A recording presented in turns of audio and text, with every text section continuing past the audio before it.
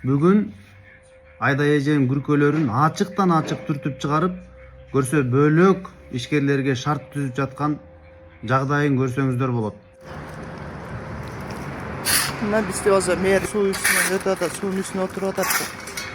Бошоттурду эле. Мындай акчасы көптөргө сууга тартып атабы, эмне болуп атат?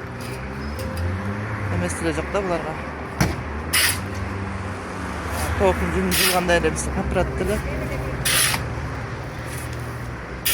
Буга чейин эсиңиздерде болсо мен Айдай айымды колуман келишинче болушуп келгем.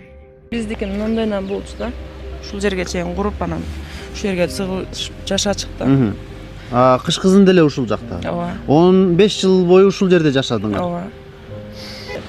25 жыл болуп калсанан кийин сүздүрүп койсо намусуңа тиеткен да биздин. Билебаңыз, баары жакшы болот. Биз Намус азыр деген жеткирин. өлтүрүп өткөн да намус үчүн эле. Апам азыр Бишкекте ФЧКда больницада операция болуп атат.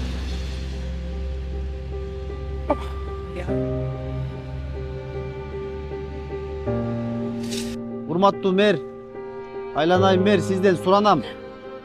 Адамдарды сыздатпаш керек. Анткени ал аярлуу катмардан чыккан адам. Жана ал дагы биздин жаран. Урматтуу мэр, бул жүргүзгөн саясатыңыз туура эмес. Мэр деген бул шаардын атасы.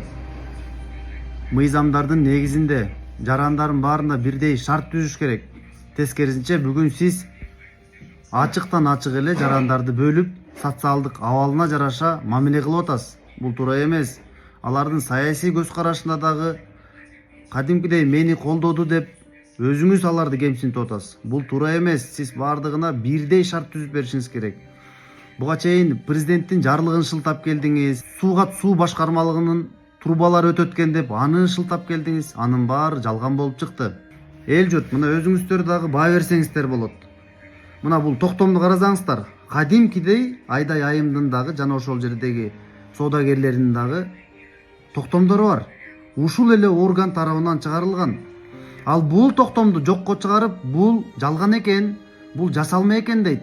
Бирок алардын жасамалыгын кайсыл жерден аныктадыңыз десем, эки адам тергөөдө териштирген экен, ал жалган деп тергөө тааптыр деп. Ой, урматтуу мэр, урматтуу райондун жетекчилери, юристтер, өзүңүздөр баа берсеңиздер. Тергөөнүн чыгарган токтому акыркы чечим болуп эсептелинбейт. Качан сот аны жок деп тапканда гана ал мыйзамдуу күчүнө